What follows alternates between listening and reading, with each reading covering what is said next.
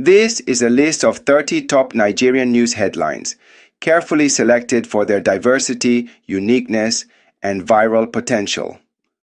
Let's take a look at the news in detail. Ohanaeze Ndigbo calls on Kalu to rescue Southeast, vie for political office. Lagos, the apex Igbo sociocultural organization, Ohanaeze Ndigbo, has called on Dr. Emeka Charles Kalu, senatorial aspirant for Abia North, to step up and contest for political office in the upcoming 2027 general elections.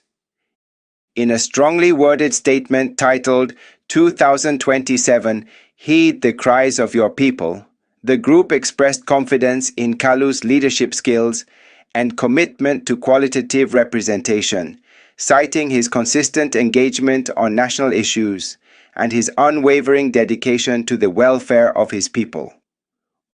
Ohanaeze Ndigbo, through its Deputy President General, Mazi Okechukwu Isiguzoro, decried the rampant cross-carpeting among prominent Southeast politicians, particularly those who have abandoned their constituencies for political survival in Abuja. The group lamented that nearly 90% of Igbo elected officials have betrayed the trust of their constituents. Isiguzoro highlighted the humanitarian efforts of the Dr. Emeka Charles Kalu Foundation, which he described as a critical lifeline for the suffering people of Abia North and the Southeast at large. Amid worsening economic woes and growing insecurity, Kalu's philanthropic gestures have provided much-needed relief and rekindled hope among his people. According to Isiguzoro, the Southeast is at a breaking point, plagued by poverty, hunger, and insecurity. He warned that a political revolution is looming as the masses prepare to retire incompetent and corrupt politicians who have failed in their duties. He insisted that the time for accountability has arrived. In his words, Dr. Kalu exemplifies the Igbo spirit of Onye, Ahala Nwanne Ya, leaving no one behind. His consistent support for the downtrodden, especially during times of crisis, stands as a testament to his character and leadership. With mounting calls from the people of Abia North, Ohanaeze Ndigbo urged Kalu to heed the cries of his people and step forward to contest in the 2027 elections, regardless of the political office he chooses. As Nigeria's political landscape gears up for a decisive shift, all eyes are now on Dr. Emeka Kalu to answer the call. Breaking. Detained NAN's president, Atiku Issa Suez Seyi Tinubu, DSS, NTA bosses over alleged abduction torture, seeks 38,300 million naira in damages. The president of the National Association of Nigerian Students, Comrade Atiku Abubakar Issa, has dragged the son of the president, Mr. Seyi Tinubu, alongside the Department of State Services and the Nigerian Television Authority, to the Federal High Court in Abuja. In a lawsuit marked FHC/ABJ/CS/966/2025, Issa is seeking to enforce his fundamental human rights, alleging he was abducted, tortured, and unlawfully detained for over 15 days without trial. The suit, filed by his legal counsel on May 14th, demands a total of 38.3 billion naira in damages, including 32.87 billion naira as general damages and 5.5 billion naira as exemplary damages for the alleged abuse and violation of his rights.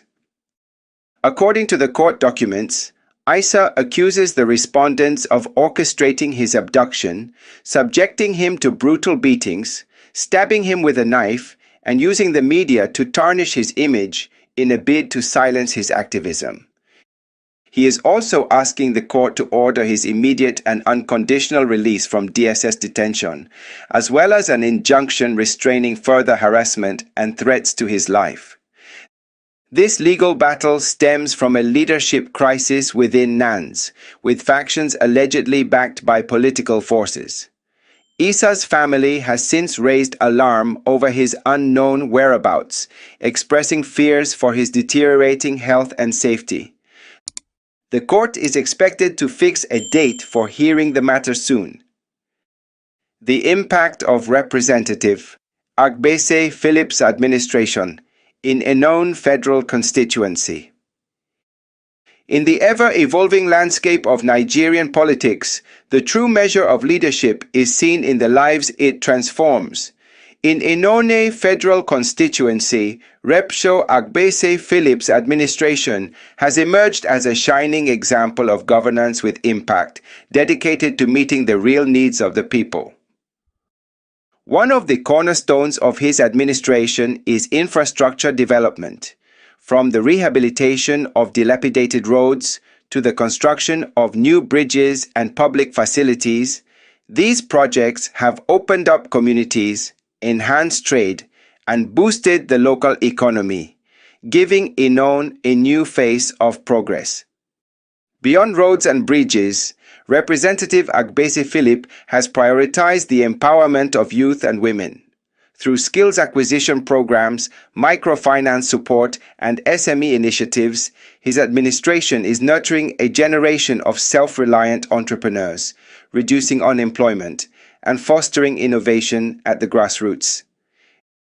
Education, the bedrock of sustainable development, has also seen significant attention, with renovated classrooms, improved learning environments, and scholarships for deserving students. Representative Agbese is paving the way for a brighter future for the children of Inone. Healthcare accessibility has been another critical focus. Upgrading healthcare facilities, establishing new clinics, and organizing free medical outreaches, his administration is ensuring that no constituent is left behind in the quest for better health and well-being. What truly sets Representative Agbese Philip apart is his commitment to responsive governance. Through regular town hall meetings and open consultations, he continues to engage with the people, listen to their concerns, and work together towards collective solutions. This transparent leadership style has built trust and strengthened democracy at the grassroots. As Nigeria navigates its challenges, Inone federal constituency stands as a beacon of hope, proof that with visionary leadership, dedication, and service, communities can thrive. With Representative Agbese Philip at the helm, the people of Inone look forward to sustained progress, prosperity, and a legacy of excellence that will benefit generations to come. Task Force arrests 31 suspects in Kano. In Kano State, a major breakthrough has been recorded in the fight against thuggery and drug abuse. The State Joint Task Force Committee on Security Restoration and Youth Rehabilitation has arrested 31 suspects during a coordinated clearance operation targeting notorious crime hotspots across the metropolis. The operations, which took place between May 10th and 14th, were spearheaded by Dr. Yusuf Mata and covered black spots such as Dorai, Jain, Sharada, Unguwa Dabai, Dukawa, Kabuga, Kofarmata, and nearby communities. Among those arrested were 25 suspected thugs and 6 drug dealers, with key figures believed to be the masterminds of long-standing thuggery-related violence in Dorai quarters. Names like Dan Abba, Bola, Bakakashi, Ramos, Abba Machiji, and Abdul Baki topped the list of apprehended suspects. Recovered from the suspects were parcels of dried leaves suspected to be cannabis, wiwi, 173 pieces of Exol tablets, assorted intoxicants, 4 Dane guns, 9 knives, cutlasses, and 3 clubs, Gora. According to the Kano State Police Command's Public Relations Officer, Superintendent Abdullahi Kiyawa, the arrested thugs have been charged to Magistrate Court No. 16 on Zungaru Road and remanded in custody. Meanwhile, the 6 suspected drug dealers, including a notorious kingpin identified as Rabiu Hamza, have been handed over to the NDLEA for further investigation and prosecution. Authorities have praised the operation as a significant achievement in restoring peace and order, especially in Dorai quarters, a community plagued by over 2 decades of violence and criminality. The Joint Task Force reaffirmed its commitment to maintaining a safer, drug-free and peaceful Kano, vowing to stay relentless in the fight against crime. The message is clear. The battle against criminality continues.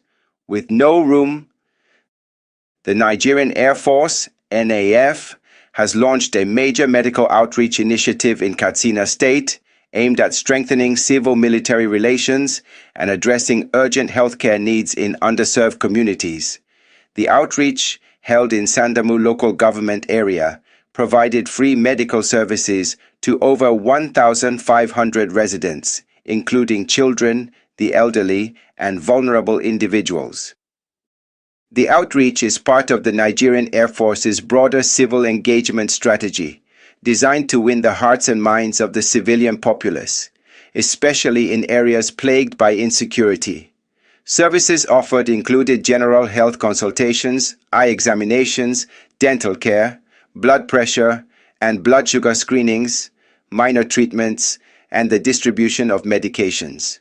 Preventive health education was also provided to promote long-term well-being. Air Vice Marshal Abubakar Abdul Kadir, Air Officer commanding Special Operations Command, stated that the initiative was aligned with NAF's vision of national development beyond security. He emphasized that fostering trust and collaboration between the military and civilians is essential in the fight against insurgency and insecurity. Local leaders and beneficiaries commended the Nigerian Air Force for its humanitarian gesture, noting that the intervention helped bridge a critical healthcare gap in their communities. They expressed hope that such initiatives would continue and expand to other regions. In his remarks, the Emir of Dora, Alhaji Umar Farooq Umar, praised NAF for its support in improving the lives of citizens and contributing to national peace and stability. The NAF medical outreach is part of a broader military strategy to build lasting peace by addressing socio-economic root causes of conflict, such as poor healthcare and lack of development. The program underscores the military's role not just as a defense institution, but also as a key partner in community development and national unity. 2. Understanding the legal and political debate over Pat Utomi's shadow government. Professor Pat Utomi's recent launch of a shadow government under the aegis of the Big Tent Coalition has ignited widespread debate in legal and political circles across Nigeria. The initiative, according to Utomi, is aimed at providing alternative policy solutions and holding the current administration accountable through constructive engagement. Legally, the establishment of a shadow government is a gray area in Nigeria's jurisprudence.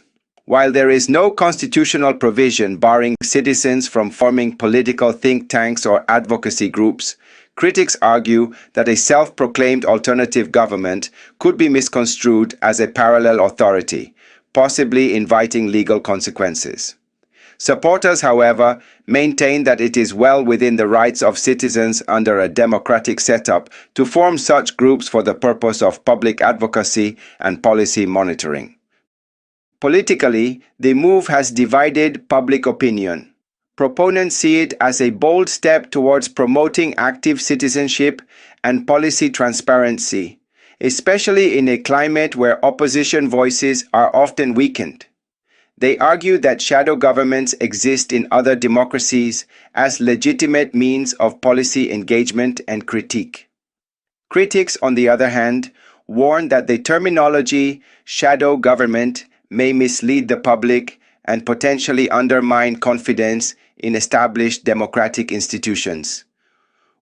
Utomi, a respected political economist and former presidential aspirant, insists the initiative is not an attempt to usurp power, but rather to organize a credible civic response to governance failures. He believes such a structure could prepare Nigeria's next generation of leaders while ensuring that the government remains under public scrutiny. The ongoing debate underscores a larger tension in Nigerian democracy: how to balance freedom of expression and political participation with the need for national stability and legal order. As discussions continue, the shadow government remains a symbol of growing civil activism in Nigeria's evolving democratic landscape. Utomi slams DSS lawsuit over shadow govt as act of cowardice. Professor Pat Utomi has condemned the Department of State Services, DSS, for filing a lawsuit against his recently inaugurated shadow government, branding the legal action as an act of cowardice and a threat to democracy.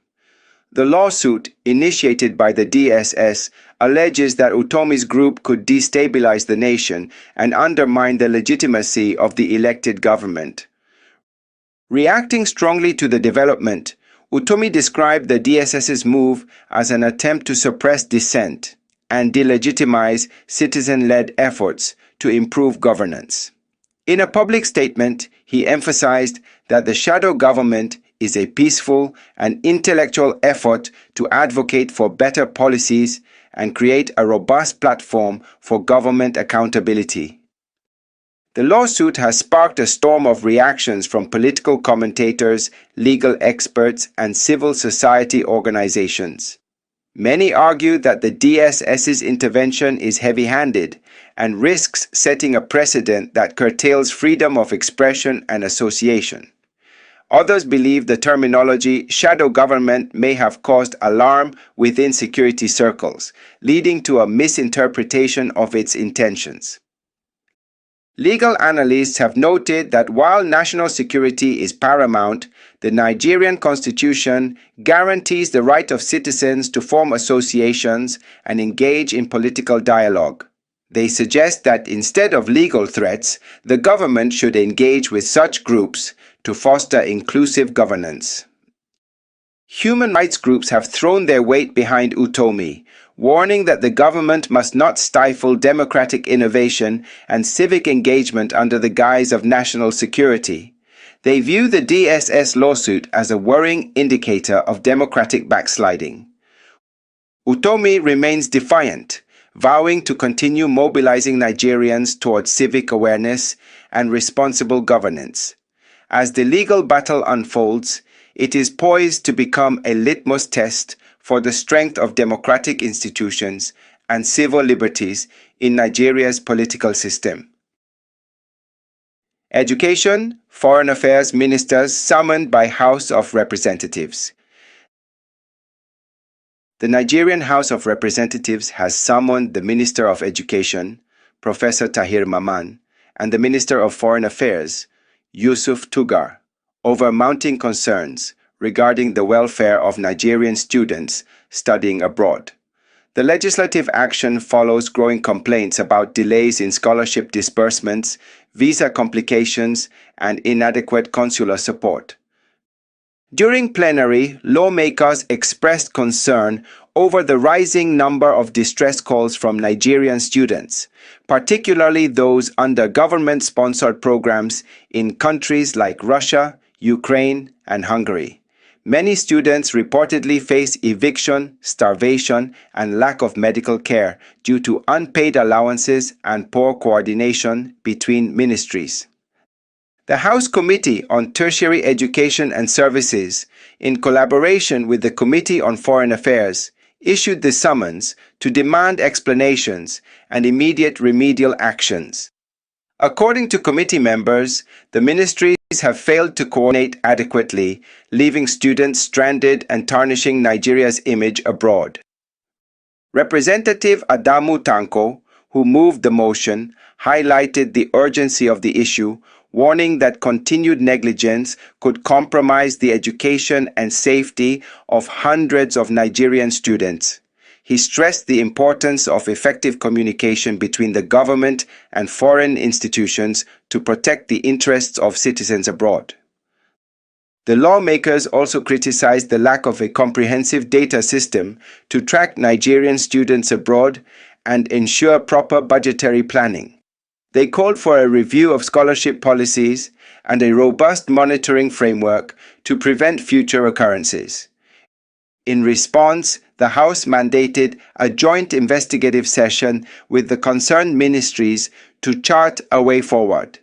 The decision reflects a growing emphasis on legislative oversight to ensure that Nigeria's foreign policy and educational priorities align with the needs of its citizens. This development marks a significant step by the National Assembly to hold ministries accountable and safeguard the educational aspirations of Nigerian youth in foreign lands. Navy intercepts 90,000 liters of stolen crude oil in Ondo. The Nigerian Navy has intercepted 90,000 liters of stolen crude oil in Ondo State, intensifying the military's crackdown on oil theft and illegal refining activities in the Niger Delta. The operation was conducted by personnel of the Forward Operating Base, FOB, Igbokoda, who uncovered the illicit cargo along the creeks of Awoy and Molume areas in Ilaje local government area. According to the commanding officer, Navy Captain Wasuku Alushi, the interception occurred during routine patrols aimed at safeguarding Nigeria's maritime economic zone and deterring criminal activity. He disclosed that the oil was concealed in large storage tanks and transport boats, adding that no suspects were apprehended at the time of the seizure. Alushi emphasized the Navy's commitment to ensuring zero tolerance for economic sabotage, particularly as crude oil theft continues to undermine national revenue. He warned perpetrators to desist, stating that the Navy would intensify its surveillance and intelligence efforts to identify and dismantle illegal operations. The seized crude oil was handed over to the appropriate authorities for further investigation and prosecution. Environmental activists have commended the Navy for the operation, noting that such illegal activities not only harm the economy, but also cause significant ecological damage to aquatic life and coastal communities. Ondo State has increasingly become a hotspot for crude oil theft and illegal refining, prompting the military and security agencies to bolster their presence and enforcement actions in the area. The success of this operation reinforces the government's stance on restoring discipline and security in Nigeria's oil-producing regions.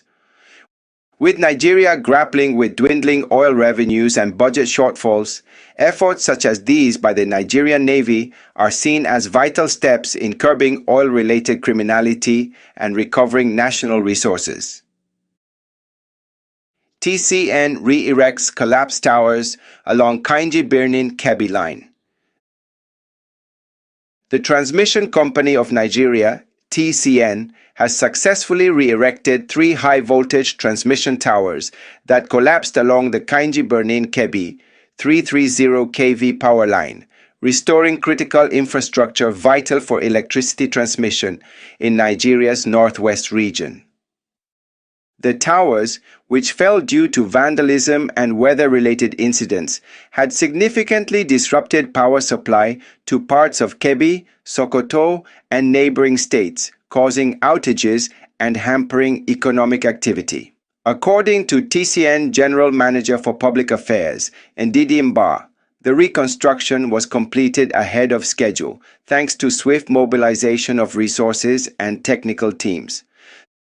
The restoration process involved removing damaged structures, reinforcing tower foundations, and installing new lines to ensure improved durability and resilience against future tampering or natural disasters. Mba confirmed that testing had commenced, with transmission expected to resume fully within days. The TCN praised local communities for their cooperation during the project and called on residents to help safeguard national infrastructure from vandalism. She reiterated the company's zero-tolerance policy towards acts of sabotage and pledged continued investments in modernizing the grid. Stakeholders have lauded TCN's rapid response, with energy experts noting that uninterrupted power transmission is essential for economic growth and industrial development.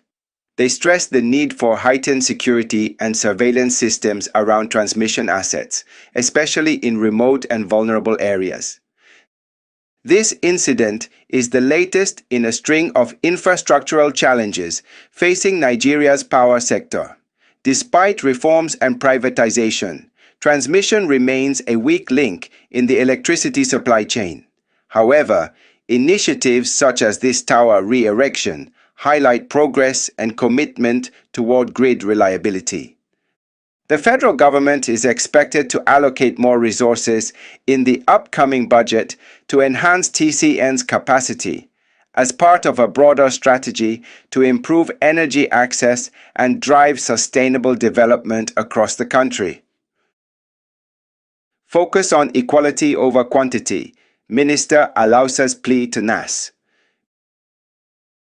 Minister of State for Health and Social Welfare, Dr. Tunji Alausa, has called on the National Assembly, NASS, to prioritize equality over quantity in the healthcare sector. Speaking during a recent session with lawmakers, Alausa emphasized that building a robust and equitable health system requires strategic investment, policy reforms, and a focus on underserved populations. According to the minister, Nigeria's healthcare challenges are not just about numbers, such as the number of hospitals or health workers, but about ensuring that every Nigerian, regardless of location or socioeconomic status, has access to quality healthcare. He noted that while expanding infrastructure is essential, bridging gaps in service delivery, especially in rural communities, should be the top priority. Alausa urged lawmakers to pass people-centered health policies that address inequality in health financing, accessibility, and availability of medical personnel. He also highlighted the importance of gender-sensitive budgeting and policies that consider vulnerable groups like women, children, and the elderly. He drew attention to Nigeria's poor health indices, including high maternal and infant mortality rates, and stressed the need for improved primary healthcare systems. He said it is not enough to build more health centers without equipping them with qualified staff and modern equipment. Lawmakers expressed support for the minister's position and pledged legislative backing for programs that promote health equity. Some members of the health committees noted the need to reassess existing allocations and redirect funds toward critical areas like rural health outreach, health insurance, and staff training. Civil society groups have echoed the minister's call, urging the government to reduce disparities in health outcomes across regions. If Alausa's proposals are implemented, it could mark a shift from a volume-driven health strategy to a values-based model focused on fairness, access, and quality. National growth. Deputy Speaker advocates for robust policies. Deputy Speaker of the House of Representatives, Benjamin Kalu, has called for the formulation and implementation of robust national policies aimed at accelerating economic growth and social development in Nigeria. Speaking at a stakeholders policy dialogue in Abuja, Kalu emphasized that Nigeria must shift from ad hoc interventions to long-term sustainable strategies that can foster resilience and prosperity. He stressed the need for comprehensive policy frameworks that address pressing issues such as youth unemployment, insecurity, infrastructure deficits, and poor education standards. According to Kalu, The legislature has a critical role to play in enacting laws that drive inclusive development and ensure accountability in governance. Kalu highlighted the importance of involving private sector actors and civil society in policy formulation. He noted that policies must not only be people-oriented, but also adaptable to global economic shifts and technological advancements.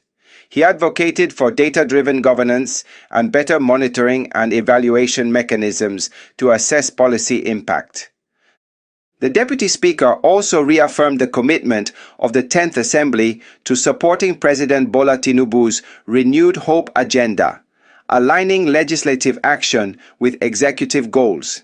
He cited areas such as digital economy, green energy, agriculture, and industrialization as key pillars for sustainable growth. Stakeholders at the event, including policy experts, economists, and development partners, commended Kalu's vision and called for a national policy summit to streamline development goals across all levels of government. Kalu's advocacy comes at a time when Nigeria is facing significant macroeconomic challenges, including inflation, currency instability, and declining oil revenues. His emphasis on strong inclusive policies reflects a growing consensus that only well-coordinated, forward-thinking governance can unlock Nigeria's economic potential. If realized, these policy reforms could serve as the foundation for Nigeria's transition from a consumption-based economy to a production-driven and globally competitive nation. Southeast Senators query JAMB exam glitch. Senators from the Southeast geopolitical zone have raised serious concerns over recent technical hitches experienced during the 2025 Unified Tertiary Matriculation Examination, UTME, administered by the Joint Admissions and Matriculation Board, JAMB. Reports indicated that hundreds of candidates from the region were unable to complete their exams due to system failures and inadequate facilities at computer-based test (CBT) centers. During a plenary session at the National Assembly, the senators demanded an immediate investigation into the technological breakdowns that disrupted the examination process in states such as Enugu, Imo, and Abia. They emphasized that the recurring failures not only affect candidates' future prospects, but also contribute to regional inequality in educational opportunities. Senator Enyinaya Abaribe, who led the motion, accused JAMB of neglecting to address infrastructure deficits in the Southeast. He called on the examination body to overhaul its CBT framework and provide alternative dates for affected candidates to ensure fairness. The lawmakers argued that the malfunctions could compromise the integrity of the entire examination process and demanded that the Minister of Education and JAMB registrar appear before the Senate to offer explanations and propose corrective measures. JAMB, in a brief response, acknowledged the challenges faced during the 2025 Utomi and assured the public that it would reschedule exams for affected candidates. The board attributed the issues to power fluctuations and software failures at certain centers. Education advocacy groups and parents in the region have echoed the senators' concerns, urging the government to invest in more reliable and standardized CBT infrastructure across the country. This incident adds to a growing list of grievances regarding standardized testing in Nigeria, raising questions about preparedness and equity. The Senate's intervention may pressure JAMB to adopt more rigorous testing protocols and inclusive planning in future exams. Reversing medical tourism, US Gov't Kasona Global launch diagnostic